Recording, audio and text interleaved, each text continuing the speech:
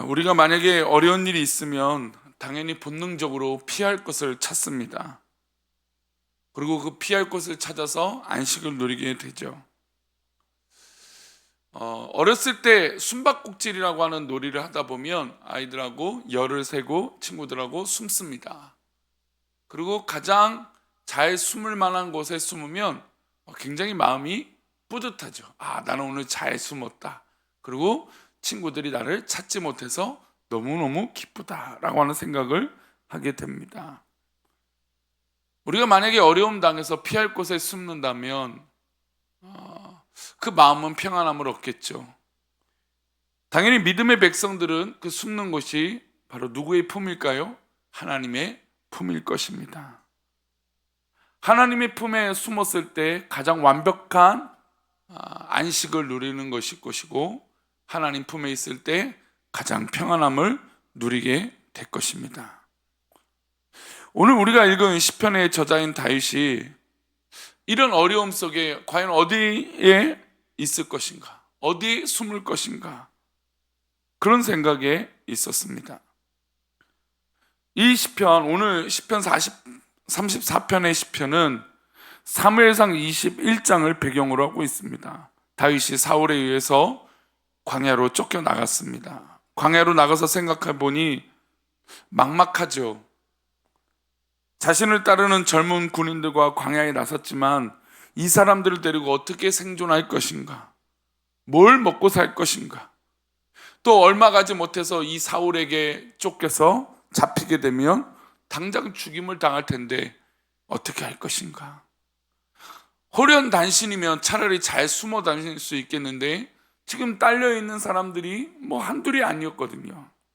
그러니 어디 가도 소문이 날 것이고 어디 가도 들킬 텐데 과연 나는 어디에 숨어야 될 것인가.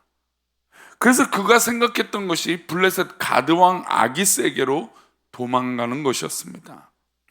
블레셋의 방백 중에 하나였던 가드를 다스리던 아기스에게 가서 생명을 보존해 달라고 부탁합니다. 일종의 망명을 한 것이죠. 가드왕 아기스는 다윗에게 흥미를 느꼈습니다. 하지만 그의 신하들이 다윗을 받아들였을까요? 당연히 그럴 수 없죠. 적군의 이스라엘 백성들의 장군이었던 다윗을 이 자신의 나라인 이 블레셋에게 받아들인다? 망명을 허락한다? 이건 있을 수 없는 일이죠. 가드는 다윗이 죽인 골리앗의 고향이었습니다. 그곳에서는 골리앗을 추종했던 사람들, 골리앗을 신뢰했던 사람들이 많았던 것이죠. 그런데 그 골리앗을 죽였던 다윗이 자신의 땅에 와서 망명한다? 살게 된다? 이건 뭔가 있을 수 없는 일인 것이죠. 오히려 다윗에게는 큰 위기가 닥쳐온 것입니다. 자신의 생명이 이제는 이 사울왕에게만 쫓긴 것이 아니라 누구에게도 쫓길까요? 지금 이 가드왕, 이 가드 지역에 있는 사람들에게도 위협을 느꼈을 것입니다. 가드는 이런 지역이었어요. 그래서 다윗이 너무나 어렵고 힘든 이 위기 때 깨달은 것은 다윗이 무슨 행동을 하냐면 미친 척을 하게 됩니다. 그리고 미친 척을 하면서 침을 흘리고 미친 사람 흉내를 냅니다. 그리고 겨우 생명을 부지합니다.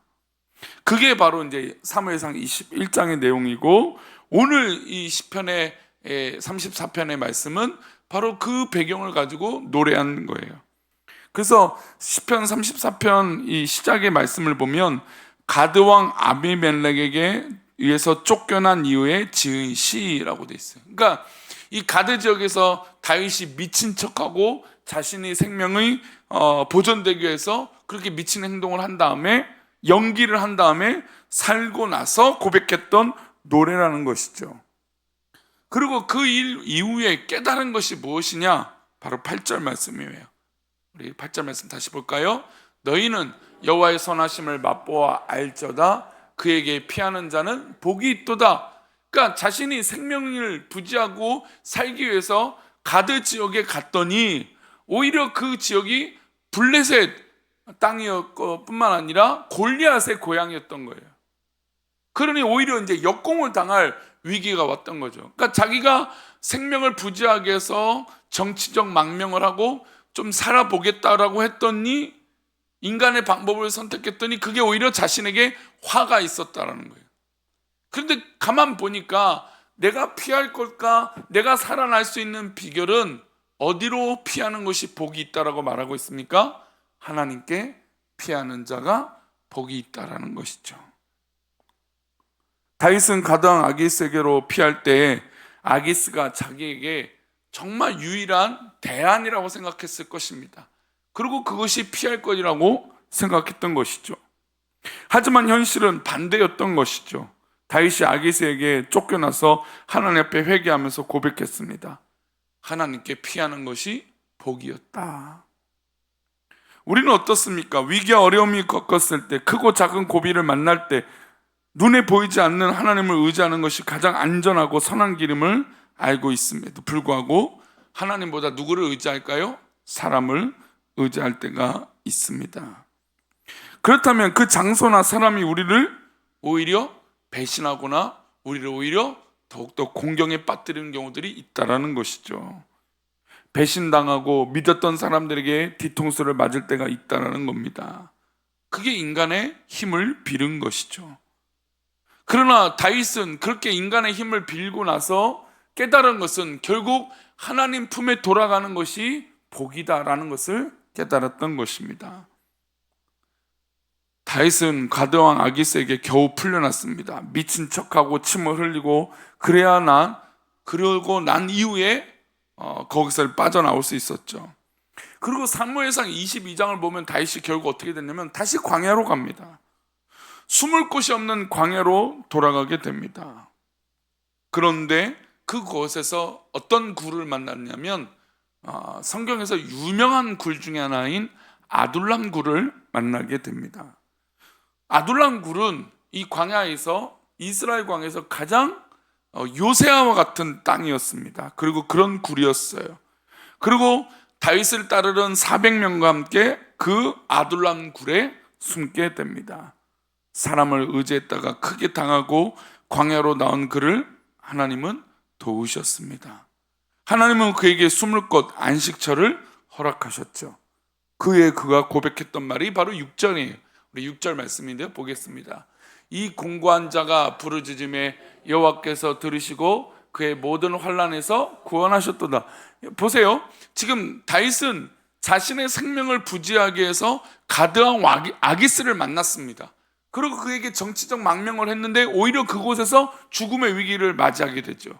그래서 어찌할 수 없이 자기가 아무것도 할 수 없으니까 어디로 갔습니까? 광야로 갔어요. 근데 광야로 갔더니 광야는 오히려 더 빤히 보이잖아요. 그렇죠? 근데 오히려 광야에서 어떤 굴을 만나냐면 아둘람 굴을 만났고, 이 아둘람 굴은 천혜의 요새였어요. 그러니 오히려 위기여서 광야로 내몰렸는데 그곳에서 하나님께서 구원해 주시는 그 손길을 깨달았다는 거예요. 그러니까 우리가 인생에서 광야의 길을 만났을 때 이게 어렵고 힘들고 져주고 또 내몰리고 코너에 빠진 게 아니라 하나님의 손길을 깨달을 수 있다는 것이죠. 우리는 가끔 코너에 물렸을 때 하나님 어떻게 합니까? 아무것도 못합니까? 뭐 이런 원망이 들 수도 있어요. 그러나 그곳에서 오히려 하나님의 손길을 깨달을 수 있다는 거죠.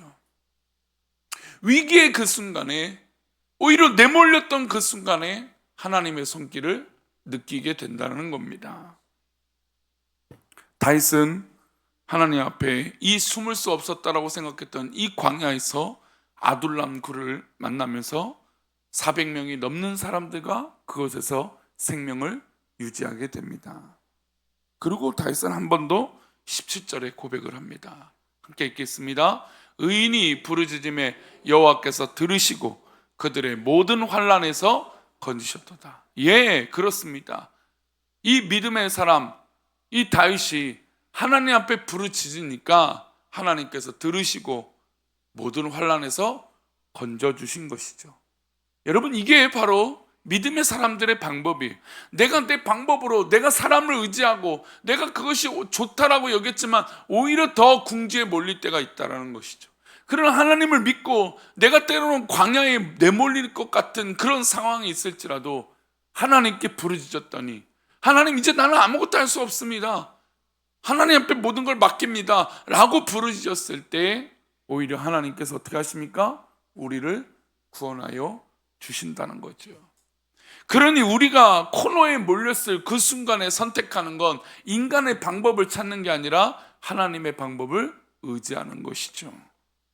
그러면 하나님께서 우리를 구원하시고 붙들어 주실 것을 믿습니다. 때로는 우리에게 피할 아둘람 굴 같은 곳을 이 광야에서도 준비해 주실 것입니다.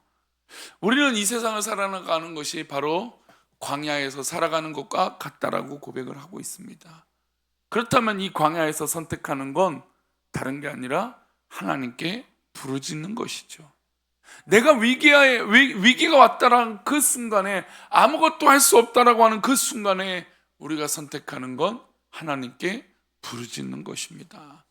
그러니 오늘도 하나님 앞에 부르짖음으로 하나님의 구원의 손길을 누리시는 저와 여러분 되시기를 축원합니다.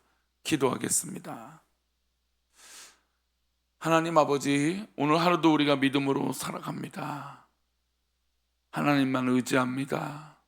우리가 광야 같은 곳에 내몰릴지라도 하나님, 우리가 하나님께 부르짖으면 우리 하나님은 분명히 피할 곳을 준비해 주고 계실 줄 믿습니다.